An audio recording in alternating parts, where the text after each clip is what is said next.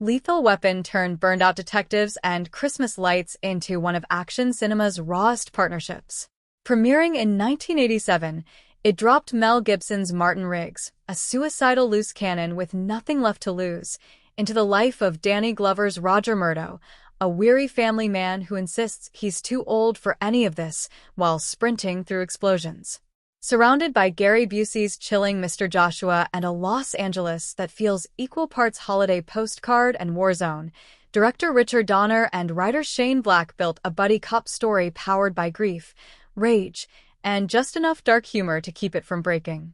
Across 4 feature films and a later television adaptation, the franchise helped define what buddy cop meant for an entire generation. Yet behind the blazing shootouts and mournful saxophone solos was a saga of almost fatal stunt work, radical casting choices, accidental cinematic crossovers, and a young screenwriter who rewrote the rules of what a spec script could earn. These are 15 surprising facts about Lethal Weapon, including how it was nearly a bleak one-off tragedy, how its casting bent Hollywood habits, how its action was trained rather than faked, and how a 6-week burst of writing reshaped the industry forever. Number 1. The sequel designed to kill Riggs. From the start, Lethal Weapon was darker than the franchise it spawned, but the truly tragic ending Shane Black wanted wasn't for the first film. It was for the second.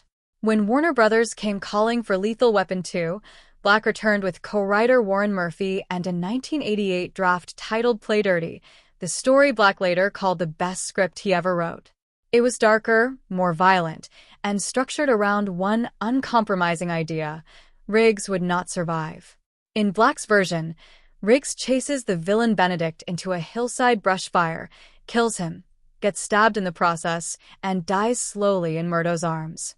The closing scene showed Murt watching a videotape Riggs had recorded before the final battle, a goodbye to his partner from a man at peace with his ending. The studio rejected it. Producer Joel Silver, Warner Brothers, and Donner agreed it was too bleak. Donner shot 2 endings, but test audiences voted overwhelmingly for survival. Jeffrey Bow was brought in to lighten the tone. Frustrated, Black walked away from the franchise, and somewhere in a Warner Brothers vault sits an alternate cut of a very different Lethal Weapon 2.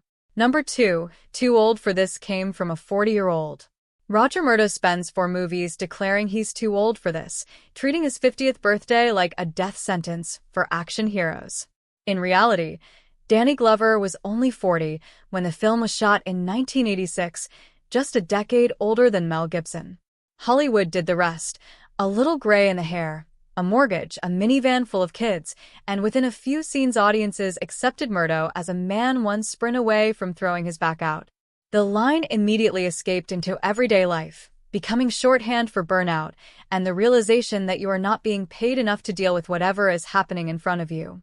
People started quoting it in their 30s, then their 20s, long before the word meme entered popular vocabulary.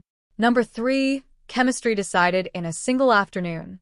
Lethal Weapon's entire emotional core rests on the relationship between Riggs and Murdo, and Richard Donner found it in one meeting. Mel Gibson flew in from Sydney, Danny Glover flew in from Chicago, and Donner put them together in a room with a script.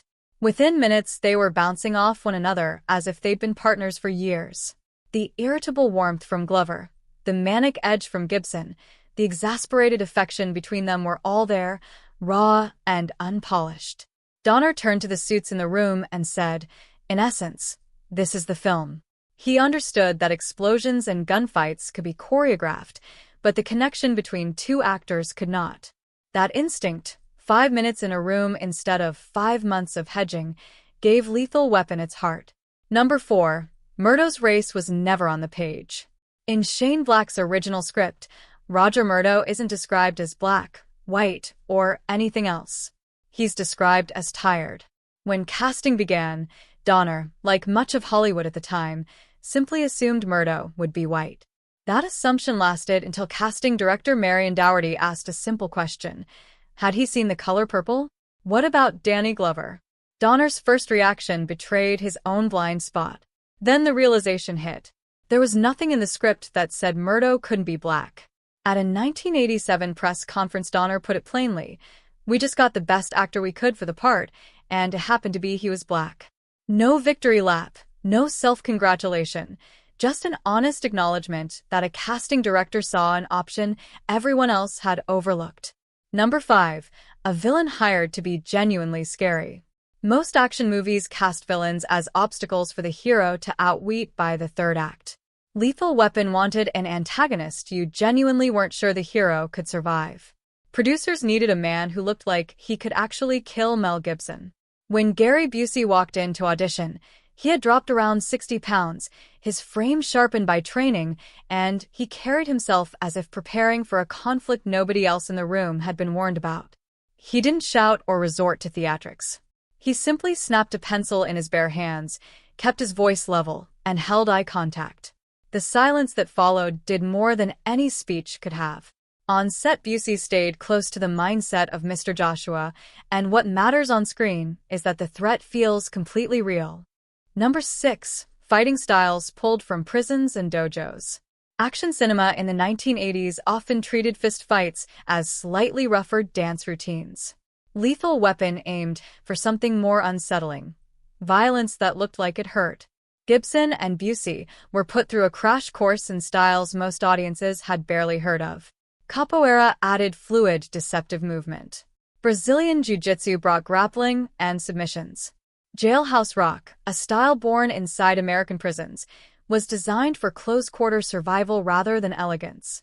Busey layered Taekwondo into his performance, giving Mr. Joshua a sharper, angular presence.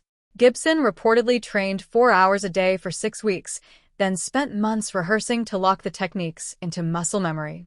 That work culminates in the film's backyard showdown, muddy, rain-soaked, and exhausting, with both men grinding each other into the ground.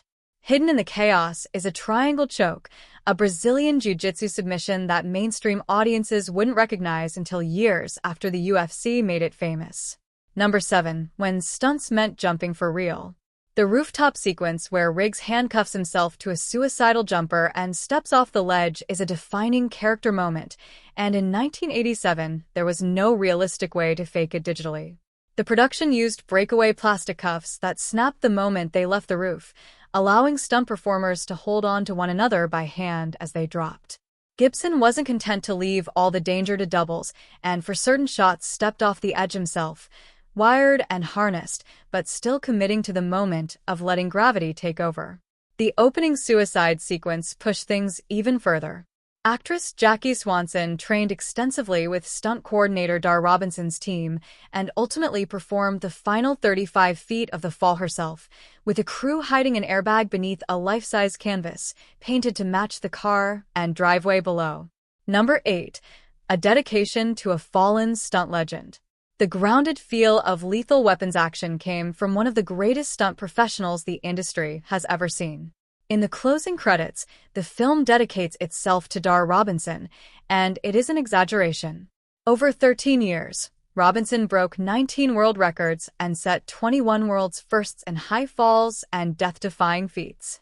He invented the decelerator, a dragline cable system that let cameras film a stuntman's fall from above without revealing the airbag below.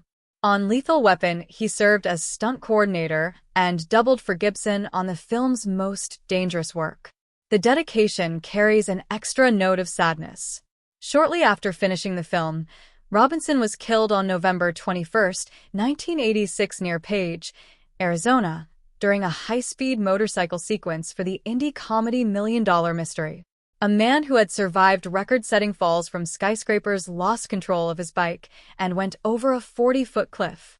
Lethal Weapon's credit isn't just a courtesy. It's an acknowledgement that sometimes the cost of cinematic danger is far higher than a bruised ego or a busted prop. Number 9. A soundtrack built from 2 a.m. loneliness. In 1987, most action movies were scored with synthesizers, pounding drums, and brass proclaiming every explosion. Lethal Weapon showed something very different. Composer Michael Kamen brought in Eric Clapton on guitar and jazz saxophonist David Sanborn, and the choice was character work, not a stunt. Clapton's guitar became the voice of Martin Riggs, unsteady, mournful, never quite resolving into a triumphant theme. Sanborn's saxophone carried Roger Murdo, warmer and steadier, imbued with the solid presence of a man who files his paperwork even when exhausted. The two lines circle each other, collide, and sometimes find a rough harmony, just like the characters themselves. In a decade known for bombastic action music, Lethal Weapon sounded like 2 a.m. in a nearly empty bar, and that loneliness made the explosions land harder. Number 10. The Christmas movie hiding in plain sight. Debates about whether Die Hard counts as a Christmas movie have lasted for decades. Meanwhile, Lethal Weapon quietly checked every holiday box and moved on. The credits roll over Jingle Bell Rock, the camera gliding through a city strung with holiday lights, before Christmas cheer slams into drugs, a fatal fall from a balcony, and a wave of emotional wreckage. Shane Black loved using Christmas as an emotional pressure cooker. All that forced joy throws loneliness into sharper relief. No one feels that more acutely than Martin Riggs, grieving his wife and drifting towards self-destruction while the rest of the world buys gifts and argues over food. The film ends on December 25th, with Riggs showing up at the Murdo house for Christmas dinner and handing over the bullet he'd been saving to kill himself. He accepts a seat at the table. He accepts the possibility of belonging. Number 11. A throwaway Vietnam line that created a strange crossover. Early in the film, Mert mentions serving as a lieutenant in the 173rd Airborne Brigade in the Ia Drang Valley in 1965, a detail that at the time simply rounded out his character. Years later, it took on new meaning when Mel Gibson starred in We Were Soldiers, playing Lieutenant Colonel Hal Moore, the real commander at the Battle of Ia Drang. Same valley, same year. If you're willing to connect the dots, you end up with a curious implication that Martin Riggs could have been Roger Murdo's commanding officer decades before they ever argued in a Los Angeles squad car. It's an unplanned crossover born from a few well-researched lines and a later casting choice. Number 12. When a phone was the size of a briefcase.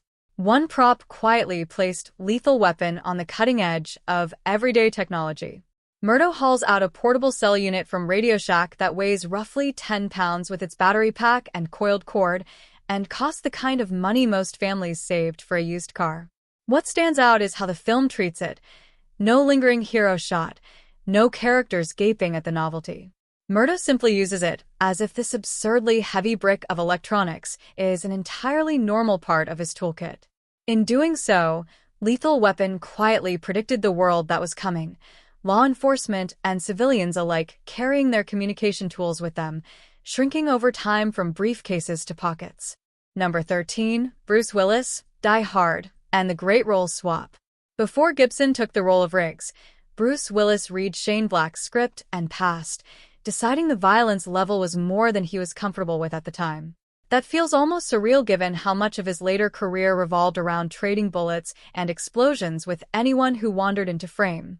The near miss becomes even stranger when you consider that Gibson himself had turned down Die Hard. So briefly, the industry was in a position where Willis could have been Riggs and Gibson could have been John McClane. Both roles found their iconic owners only after that strange shuffle. Producer Joel Silver worked heavily on both films, composer Michael Kamen scored them both, and Hollywood lore suggests Gibson's Beretta 92F from Lethal Weapon later resurfaced as Willis's gun in Die Hard. The script that became Die Hard with a Vengeance reportedly began life as a potential Lethal Weapon sequel. Number 14. The TV series that killed Riggs for real. In 2016, Fox launched a weekly Lethal Weapon series with Damon Wayans as Murdo and Clayne Crawford as Riggs. For a while it worked, delivering a modernized version of the combustible partnership. Then the off-screen drama began to rival anything in the scripts. By the end of season 2, Crawford was fired, and the show did something the original films never dared. It killed Riggs off permanently. Fox brought in Sean William Scott as Wesley Cole to fill the gap, but viewers who had tuned in for the familiar chemistry now found half that pairing gone. Damon Wayans announced he would leave after season 3, citing punishing 16-hour days and health concerns. Fox canceled the show in May 2019. The TV adaptation accidentally reaffirmed a lesson the films had always understood. You can change plots, villains, and locations, but without the specific volatile bond at the center, Lethal Weapon stops being Lethal Weapon. Number 15. The script that rewired Hollywood. In 1985, Shane Black was a 23-year-old fresh out of UCLA's screenwriting program with one unproduced script to his name. Studios wanted him for assignment work rewriting other people's projects. Black wanted to see his own original material produced, so he sat down and wrote one. Lethal Weapon poured out of him in roughly 6 weeks. The script crackled with a voice that didn't sound like anything else circulating in Hollywood, stage directions that broke the fourth wall, action sequences that read like short stories, a level of violence that made executives sweat. Warner Brothers bid.